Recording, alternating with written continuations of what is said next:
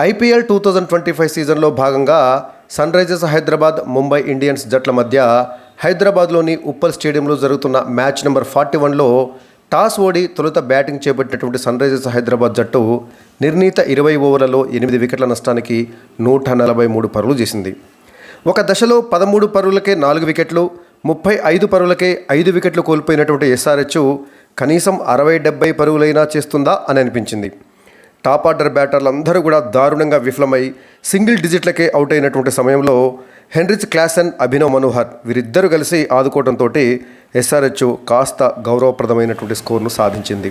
Heinrich Klaasen 71 పరుగులు, అభినవ్ మనోహర్ 43 పరుగులతోటి రాణించి ఇద్దరు కలిసి 6వ వికెట్కు 99 పరుగులు జోడించడంతో ఎస్ఆర్హెచ్ పరుగు కాస్త కాపాడుకోగలిగింది. ఈ మ్యాచ్లో టాస్ గెలిచినటువంటి ముంబై ఇండియన్స్ కెప్టెన్ హార్దిక్ పాండ్యా మొదట బౌలింగ్ ఎంచుకున్నాడు. సో టాస్ ఓడి మొదట బ్యాటింగ్ ప్రారంభించినటువంటి ఎస్ఆర్హెచ్ టాప్ ఆర్డర్ బ్యాటింగ్ కొద్ది నిమిషాల్లోనే పేక మేడలా కూలిపోయింది. ఎస్ఆర్హెచ్ ఫస్ట్ బ్యాటింగ్ అనగానే ఏ మూలో అనుమానం ఉన్నప్పటికీ బ్యాటర్లు చెలరేగకపోతారా, ఖచ్చితంగా 200 నుంచి 250కు పైగా పరుగులు చేయకపోతారా అనేటటువంటి ఆశతోటి కొంతమంది టీవీలకు అతుక్కుపోయారు. అయితే చాలామంది మ్యాచ్ చూడటానికి కూర్చొని సర్దుకునే లోపే 4 బ్యాటర్లు అవుట్ అయి డగౌట్లో కూర్చున్నారు. ఎస్ఆర్హెచ్ అభిమానుల యొక్క ముఖాలు కావ్యపాప ముఖాల్లాగా నిరాశతోటి పాలిపోయాయి. దీపక్ చాహర్ వేసినటువంటి తొలి ఓవర్లో కేవలం 2 పరుగులు మాత్రమే వచ్చాయి. ఇక ట్రెంట్ బౌల్ట్ వేసినటువంటి 2వ ఓవర్ 2వ బంతికే నమన్ధీర్కు క్యాచ్ ఇచ్చి ట్రావిస్ హెడ్ డకౌట్ అయ్యాడు. 4 బంతులు ఆడినటువంటి హెడ్ 0కే సర్దుకుని పోయాడు. గత సంవత్సరం ఆడినటువంటి ట్రావిస్ హెడ్ ఇతడేనా లేక అతని యొక్క డూపా ఇతడు అనేటటువంటి డౌటు చాలామంది ఎస్ఆర్హెచ్ అభిమానులకు వచ్చింది. అలా 2 పరుగులకే ఎస్ఆర్హెచ్ తన తొలి వికెట్ను కోల్పోయింది. ఇక అదే 2వ ఓవర్ చివరి బంతికి అభిషేక్ శర్మ ఓ 6 కొట్టాడు. 3వ స్థానంలో బ్యాటింగ్కి వచ్చినటువంటి ఇషాన్ కిషన్ దీపక్ చాహర్ వేసినటువంటి 3వ ఓవర్లో తొలి బంతికే కీపర్ రికల్టన్కు క్యాచ్ ఇచ్చి అవుట్ అయ్యాడు. వాస్తవానికి బాల్ ఇషాన్ కిషన్ బ్యాటుకు తగలలేదు. బాల్ బ్యాటుకు తగిలిందనుకొని ముంబై ఇండియన్స్ ఫీల్డర్లు మామూలుగా ఫార్మల్గా అప్పీల్ చేశారు. అది కూడా వాళ్ళు అంత కాన్ఫిడెంట్గా అప్పీల్ చేయలేదు, ఏదో అప్పీల్ చేయాలి కాబట్టి చేశారు.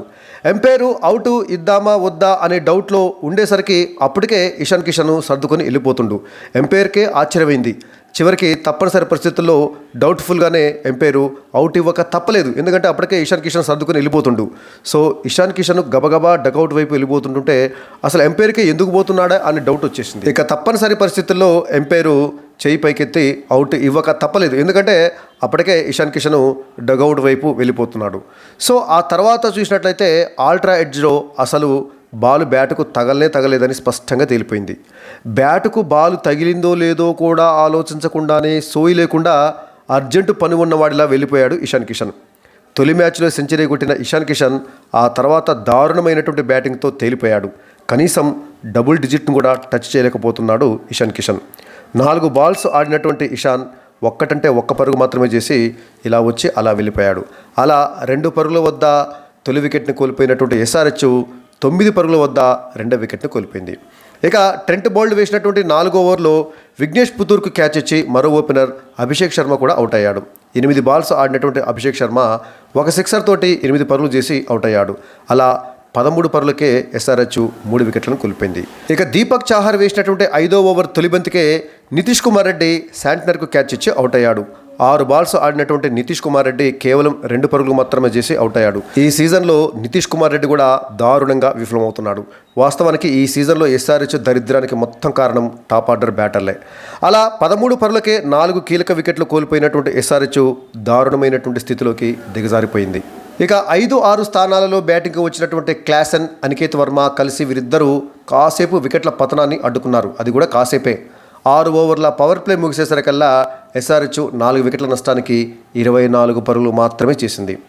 గత సంవత్సరము ఇదే 6 ఓవర్ల పవర్ ప్లేలో దాదాపు 120 పరుగులతోటి రికార్డు సృష్టించినటువంటి ఎస్ఆర్హెచ్ ఈ మ్యాచ్లో అదే 6 ఓవర్ల పవర్ ప్లేలో కేవలం 24 పరుగులు మాత్రమే చేసింది. ఎక్కడ 120 పరుగులు, ఎక్కడ 24 పరుగులు. బహుశా ఇది కూడా ఒక రికార్డ్ అయి ఉంటుంది. ఇక హార్దిక్ పాండ్యా వేసినటువంటి 9వ ఓవర్లో ఓ బౌన్సర్ను కొట్టబోయి కీపర్ రికల్టన్కు క్యాచ్ ఇచ్చి అనికేత్ వర్మ అవుట్ అయ్యాడు. 14 బాల్స్ ఎదుర్కొన్నటువంటి అనికేత్ వర్మ ఒక 4 తోటి 12 పరుగులు చేసి అవుట్ అయ్యాడు. అలా ఎస్ఆర్హెచ్ 35 పరుగులకే సగం వికెట్లను అంటే 5 వికెట్లను కోల్పోయింది. ట్రావిస్ హెడ్ స్థానంలో ఇంపాక్ట్ ప్లేయర్గా అభినవ్ మనోహర్ 7వ స్థానంలో బ్యాటింగ్కి వచ్చాడు. 10వ ఓవర్ నుంచి క్లాసన్ తెగించి షాట్లు ఆడటం మొదలుపెట్టాడు. అప్పటి వరకు 16 బంతుల్లో కేవలం 11 పరుగులు మాత్రమే చేసినటువంటి క్లాసన్ విఘ్నేష్ పుతూర్ వేసినటువంటి 10వ ఓవర్లో ఓ 6, 2 4లు బాదాడు. సో అతను కొట్టినటువంటి ఆ 6 అయితే ఏకంగా 107 మీటర్ల దూరం వెళ్ళిపడింది. దాంతో 10 ఓవర్లు ముగిసేసరికల్లా ఎస్ఆర్హెచ్ 5 వికెట్ల నష్టానికి 52 పరుగులు చేసింది. హార్దిక్ పాండ్యా వేసినటువంటి 11వ ఓవర్లో కూడా క్లాసన్ 3 4లు బాదాడు. బుమ్రా వేసినటువంటి 13వ ఓవర్లో క్లాసన్ ఓ 6 కొట్టాడు.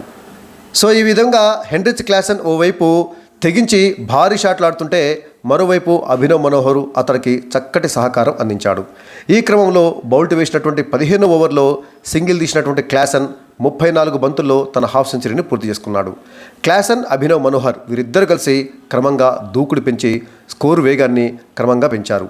15 ఓవర్లు ముగిసేసరికల్లా ఎస్ఆర్హెచ్ స్కోరు 5 వికెట్ల నష్టానికి 90 పరుగులకు చేరుకుంది. ఇద్దరు బౌండరీలు, సిక్సర్లతోటి దూసుకుపోయారు.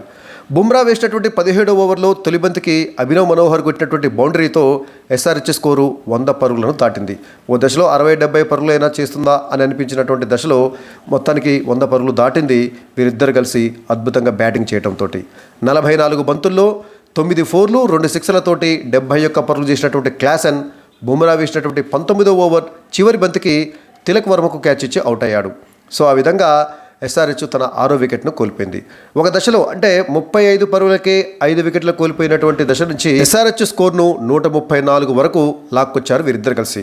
So Heinrich Klaasen and Abhinav Manohar వీరిద్దరు కలిసి 6వ వికెట్కు 63 బంతుల్లోనే 99 పరుగుల పార్ట్నర్షిప్ను నిర్మించారు. ఇక ట్రెంట్ బౌల్ట్ వేసినటువంటి ఇన్నింగ్స్ చివరి ఓవర్లో తొలి బంతికి 6 కొట్టినటువంటి అభినవ్ మనోహర్ 4వ బంతికి బౌల్డ్ అయ్యాడు. సో 37 బంతులు ఎదుర్కొన్నటువంటి అభినవ్ మనోహర్ 2 4లు, 3 6లతోటి 43 పరుగులు చేసి ఇన్నింగ్స్ చివరి ఓవర్లో అవుట్ అయ్యాడు. ఇక ఇన్నింగ్స్ చివరి బంతికి కెప్టెన్ కమిన్స్ కూడా బౌల్డ్ కావడంతో నిర్ణీత 20 ఓవర్లు ముగిసేసరికల్లా సన్ రైజర్స్ హైదరాబాద్ జట్టు 8 వికెట్ల నష్టానికి 143 పరుగులు చేసింది. సో 35 పరుగులకే 5 వికెట్లు కోల్పోయినటువంటి దశలో కనీసం 60-70 అయినా చేస్తుంది అనుకున్న దశలో 143 పరుగులు చేసిందంటే అది హెన్రిచ్ క్లాసన్ అండ్ అభినవ్ మనోహర్ల చలవే. ఇక ముంబై ఇండియన్స్ బౌలర్ల విషయానికి వచ్చినట్టయితే దాదాపు అందరూ అద్భుతంగా బౌలింగ్ వేశారు. ట్రెంట్ బౌల్ట్ ఏకంగా 4 వికెట్లు తీస్తే దీపక్ చాహర్ 2 వికెట్లు, బుమ్రా, హార్దిక్ పాండ్యా వీరిద్దరూ చెరో వికెట్ తీశారు. ట్రెంట్ బౌల్ట్ 4 ఓవర్లలో 26 పరుగులు మాత్రమే ఇచ్చి 4 వికెట్లు తీశాడు. అంటే ఓవర్కి సగటున 6.5 చొప్పున పరుగులు ఇచ్చి పరుగులను కూడా బాగా నియంత్రించాడు. 4 కీలక వికెట్లు తీశాడు. ఇక దీపక్ చహార్ అయితే 4 ఓవర్లలో కేవలం 12 పరుగులు మాత్రమే, అంటే ఓవర్కు సగటున 3 పరుగులు మాత్రమే ఇచ్చాడు. అంటే టెస్ట్ మ్యాచ్ తరహాలో పరుగులను కూడా బాగా నియంత్రించాడు దీపక్ చహార్. ఇక బుమ్రా తర్వాత హార్దిక్ పాండ్యా చెరో వికెట్ తీసినప్పటికీ వీరు కాస్త భారీగానే పరుగులు ఇచ్చారు. ఎందుకంటే బుమ్రా 4 ఓవర్లలో 39 పరుగులు ఇస్తే హార్దిక్ పాండ్యా 3 ఓవర్లలో 31 పరుగులు ఇచ్చారు. శాంట్నర్ వికెట్లేమీ తీయకపోయినప్పటికీ 4 ఓవర్లలో కేవలం 19 పరుగులు మాత్రమే, అంటే ఓవర్కి సగటున 4.8 చొప్పున పరుగులు ఇవ్వడం జరిగింది. ఇక విఘ్నేష్ పుతూర్ కేవలం ఒకే ఒక ఓవర్ వేసి ఆ ఓవర్లో 15 పరుగులు ఇవ్వడం జరిగింది.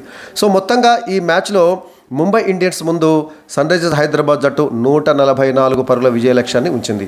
మరి ఈ స్కోర్ను ఎస్ఆర్హెచ్ కాపాడుకోగలుగుతుందా? కష్టమే. ఎందుకంటే ముంబై బ్యాటర్లు ఇప్పుడున్నటువంటి ఊపును చూసినట్లయితే, ఎందుకంటే రోహిత్ శర్మ కూడా మంచి ఫామ్లోకి వచ్చిండు కాబట్టి రోహిత్ శర్మ, తర్వాత రికల్టన్, ఆ తర్వాత సూర్యకుమార్ యాదవ్, హార్దిక్ పాండ్యా, నమన్ వీళ్ళందరూ మంచి బ్యాటింగ్ ఆర్డర్ ఉంది కాబట్టి మరి వాళ్ళ ముందు ఈ స్కోరు పెద్ద స్కోర్ కాదనే చెప్పాలి. వాస్తవానికి కూడా ఇది ఒక మామూలు స్కోరే అని చెప్పాలి. సో కాబట్టి దాదాపుగా ఈ మ్యాచ్ను కూడా ఎస్ఆర్హెచ్ కోల్పోయినట్లే లెక్క. ఈ మ్యాచ్లో కూడా ఎస్ఆర్హెచ్ ఓడిపోతే ఇక దాదాపుగా ప్లే ఆఫ్స్ రేస్ నుంచి నిష్క్రమించినట్లే. మరి మీ అభిప్రాయం ఏమిటో కామెంట్ సెక్షన్లో కామెంట్ చేయండి.